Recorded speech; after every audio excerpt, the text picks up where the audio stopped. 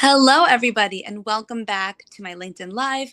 My name is Mahika Patel, and I'm the founder of One Mighty Mama, where I am a mindset and empowerment thought leader. I not only provide personal coaching, but also I offer public speaking as well as workshop facilitations.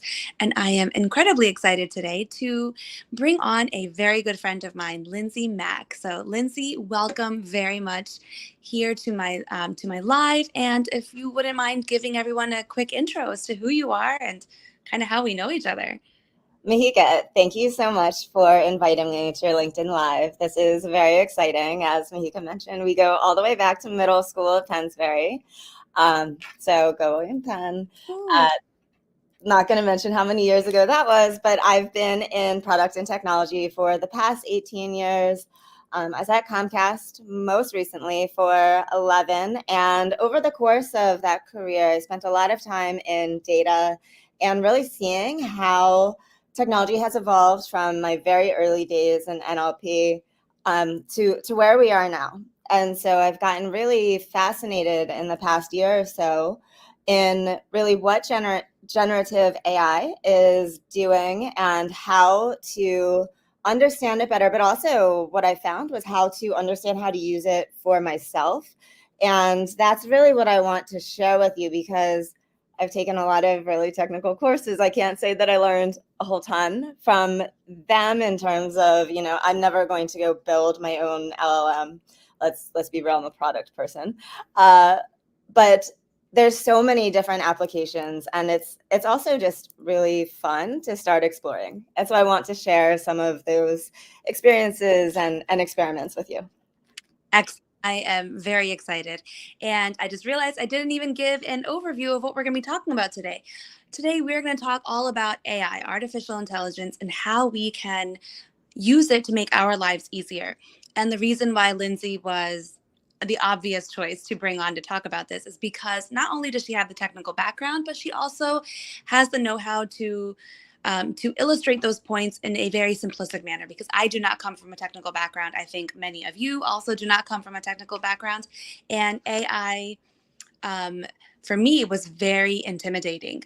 And I first started using it maybe about, I don't know, 6 to 10 months ago.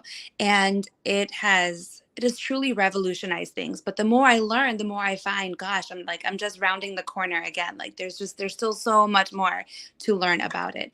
And so Lindsay, wanted to talk to you about, in your experience, what are some of the top concerns that you're finding that people have when it comes to AI? Well, like you mentioned, I went through a very similar journey of, in the beginning, was a skeptic. If I rewind a year, and everything has changed so quickly, especially since, say, like this time last year when it comes to AI. But if I look back a year, I was starting to dabble in it kind of from a position of skepticism. And what I still hear from a lot of people is they just don't know how to interact with it. Or they don't like the first answer, and so it must be useless. And haven't even thought about the ways that you can really use AI to make your daily life easier. But that takes some time. And so the things that I hear are, big focus on hallucinations, on bias, on a lot of things that honestly you have to be aware of. And one of the things that I'm just going to keep saying today is, question. You have to question, you have to challenge, and you have to interact. And one of the things that I think is really important about that too is that in order for all of these models, for all of these AIs to be better, we also need to represent, the full population of people who can use and benefit from AI. So I think that the first thing is distrust. You don't have to know how everything works under the hood, but engaging with it is the first step to really seeing what it can do for you. I know a lot of people are concerned about data privacy. I don't think we're going to go there today. Like, let's just start with some fun examples so that you can start becoming familiar with it. But I know that that's also a really big topic, and it's worth acknowledging.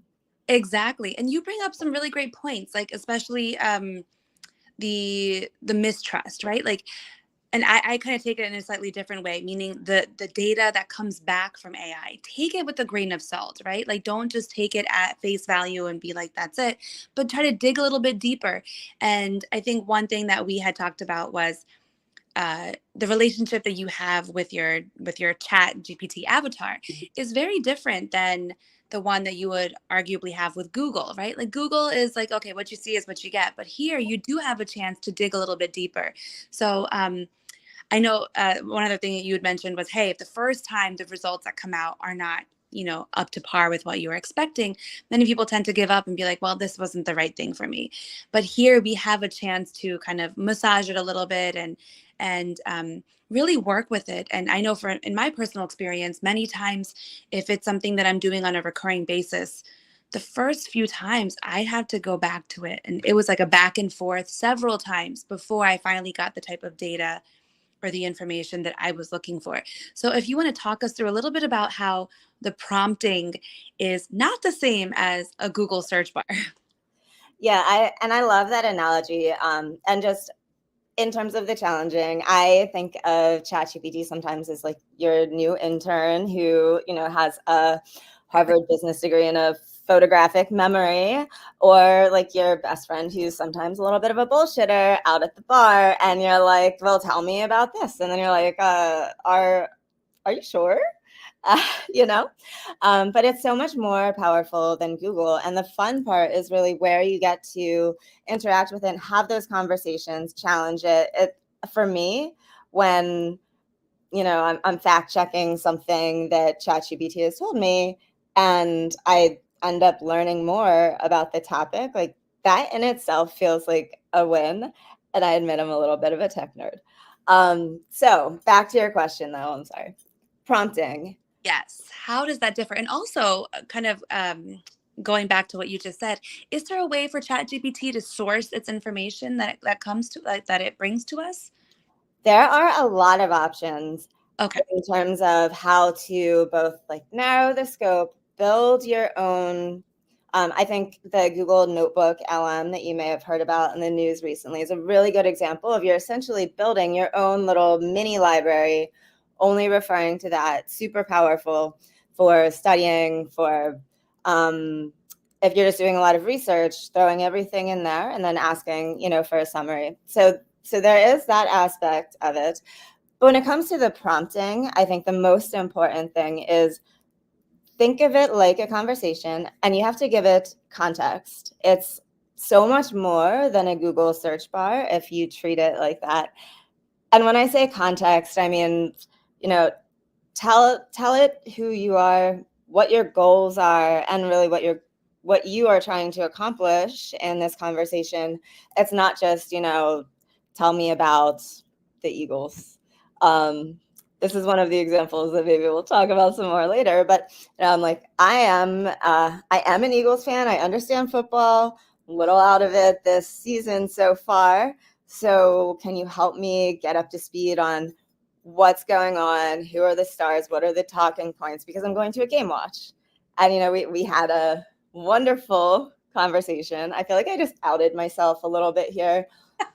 So, but beyond that point, I learned like very quickly a lot, and I could ask more. I was like, oh, tell me more about, Saquon Barkley coming over from the Giants. How do people feel about that? How are people feeling about Sirianni now? And so you can really have that kind of natural conversation as if you were just chatting with a really, really smart friend. And sometimes you're going to disagree, and you got to fact check them. It's like, wait, really? Is that so? Really? Is that? I, that's a really great point that you bring up, that you can kind of, we all live busy lives, right? And we all have various interactions, and we're not maybe always able to catch up on the latest news or on the latest, up-to-date information on certain topics. But this is a great way to kind of hack your way through it. So I never thought about using it that way. So props to you. I can keep up with my husband and son.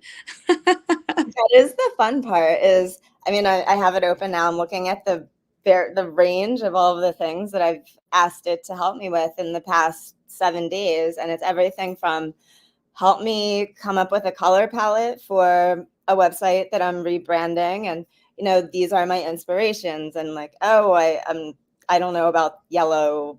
I'm like, I really don't like yellow and black. Sorry, I'm like a little stuck on football right now. I'll try to get off of that. But everything from talking to it as if it were my designer about finding the right color palettes to like investment advice on what's the difference between an RSU and an option to like, how do I put together materials for an investor conference because I've never done that before, and getting those step by step, like amazing inputs, asking questions where I need more clarification. And as you already said, you do have to take things with a grain of salt sometimes, but it's not like you trust everyone off the street with everything that they say either. Exactly. I know there's a lot more we can dig into when it comes to this prompting, but I also know you've put together like a one pager that can kind of highlight some of these differences. Like if you were to look up something, how you would create that prompt in on Google, in the Google search bar versus Chat GPT. So we can share that afterwards, and so people can see actual examples. Or did you want to show us? Were you able to do the screen share? Could we see it in there? I am happy to share within Canva in my browser the one pager that we want to share with you. And when it comes to prompting, I'm just going to keep saying, like, a lot of it is about the context. What exactly are you looking for? What are you trying to get out of it? You can tell it exactly like what kind of format you want it to output in. And so try to include some just overall tips, as well as some of the different kinds of ways that you can use ChatGPT and different ways of improving the results that you get. Like, for instance, task oriented. Maybe you want to write a LinkedIn post at least twice a week, and it's just sometimes you just are stuck. But you have some LinkedIn posts and you have your website and you have all of these ideas. You just don't feel like putting it together into a LinkedIn post. Exactly. You can upload samples of your own writing. You can say, this is what I'm trying to write a LinkedIn post for my company. I want people to see us as, fun and exciting and really modern, and, make sure that you are giving it the kind of guidance, like, again, like you would give an intern to go do this for you. And as you play with it, you'll find that some things you're going to use different prompts. Like, a cool thing is you can use it to brainstorm, or you can use it to like argue with you if you so choose. It's a new thing that I read about recently. Of It's Oh, actually helpful with mediation, because you have this somewhat neutral, third party that you can kind of go through all of your thoughts huh. and get that feedback in real time from it to help you really refine how you're thinking about it, and without judgment. That's interesting. There's a lot of really fun applications too that I know you and I had talked about, and the one that you shared that I thought, because a lot of our audience here is, whether they're working in corporate or whether they are small business owners, they're looking for ways to make their life a little bit easier. How AI can help them do that, and so there's not only applications in the professional world but also in their personal life. And one that I have been using recently that's been really helpful. As a busy mom, I have a lot of things to do, and I really don't want to spend as much time, or I want to spend as little time as possible working on getting dinner on the table. But I can use AI to say, hey, this is what I've got in the fridge. Here are the types of meals that I want to make. Here are the grocery stores that I typically shop at. Can you not only make a meal plan for me, also make a grocery list for me? And then sort that grocery list by order of when I walk into the store. And it is wild that it can actually do that. And granted, that was not my very first prompt, right? My first prompt was like, hey, help me make a meal plan. And then, over time, it kind of got more and more specific. So if you're hearing that thinking, how in the world did someone could someone ever come up with that? I promise you that was not my very first run at the prompt. That was probably like my 100th attempt at getting this prompt right. But I feel like I've got it to a spot where I'm liking it. I'm enjoying it. And it'll probably continue to evolve. But what are some other areas that you found that are just a little interesting out of the box that people may not have thought AI could help with? I just want to double click on your example because one, that's awesome. And also kind of a pro tip when it comes to prompting is it's first of all, you're not writing code. You're having a conversation and you don't have to include every single thing up front. Sometimes you'll even find that it's better to have that iterative conversation, all those steps that you just gave. And you're like, oh, well, thanks for the shopping list, but can you order this by department in the store so that I can do it more efficiently?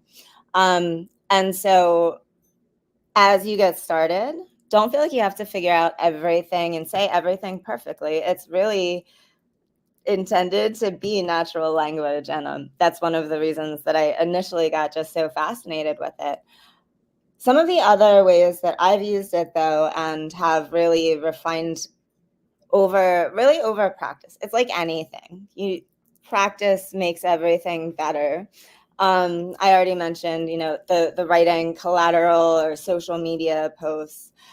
I have used it to research things that I literally had zero idea about before starting. And I was just like, so I'm trying to do this thing. Can you tell me something about how, again, like how to make an investor brochure? Okay.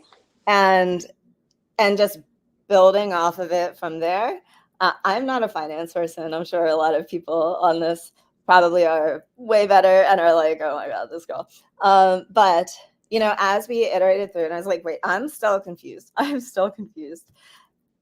It just kept helping me through. And it's really like the more that you start to learn and read about it, the more by which I mean whatever the topic is, the more you can just keep digging, peeling the onion, until you are kind of hitting that gold mine of this is the pay dirt. Like this is the thing that it would have taken me way longer to go research. Another, I use it a lot for fact checking. Okay. Has actually been one of the areas where I find the challenging it to be helpful. Like, I read something in the news.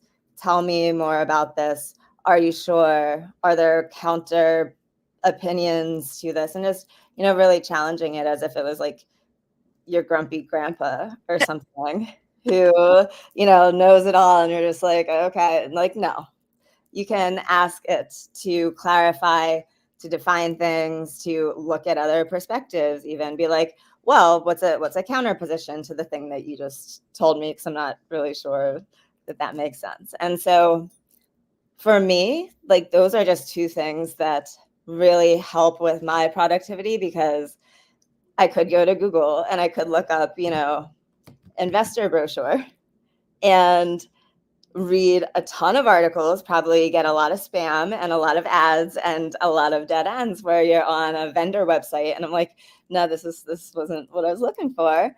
But with something like ChatGPT or Claude or, Meta AI, whatever you're using, I can just be like, sorry, that's not what I was looking for. Like, can you help me with a step-by-step? How should I lay out my strategy, or how do I create that roadmap? And you just keep iterating through it.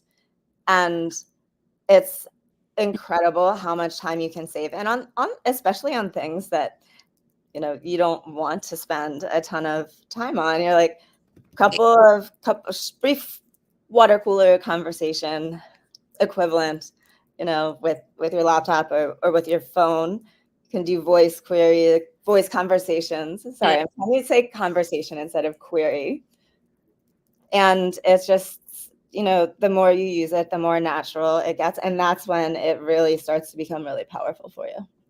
And I love that. I love that. And I think the way you said it earlier really just wraps this all up, which is think of AI like your assistant or like your intern, where a very a very quick learning intern, let's call them that, because then they can go and, you give clear advice. And then when you get something back that doesn't quite feel right, you can say, hey, let's pivot a little bit. Let's take it in this direction instead of that direction. Or can you add this? Can you subtract this?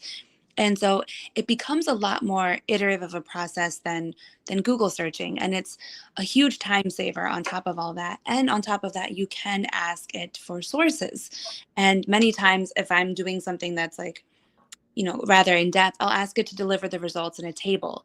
And so everything's a lot more clearly organized than just like big, splotches of data on my screen. And yeah, it really can be a great tool to help save time, which is, something we're all looking for no matter what type of occupation we have. But really help us work smarter, not harder, which I think is always the end goal. And so this was a really great conversation, Lindsay. I am so appreciative of you coming on. And this is a part one. So we will be coming back with the part two, hopefully the next just couple days. And we want to get a lot of feedback from all of you. So please let us know what part of this spoke more to you, what more you want to learn about, what other questions you have. And we will be sure to make another recording in the next couple days and come back with part two. So again, thank you so much, Lindsay. This was really great. I'm so happy we had a chance to reconnect here on LinkedIn. Thank you again for the invitation, and I hope everybody has fun going and exploring whatever rabbit hole you want to dig into. And I hope it starts to save you time as you get more accustomed to using it. So just go and have fun. Exactly. The options are limitless. Okay. Take care, everyone. Have a great one. All right. Thanks, everyone. Bye-bye.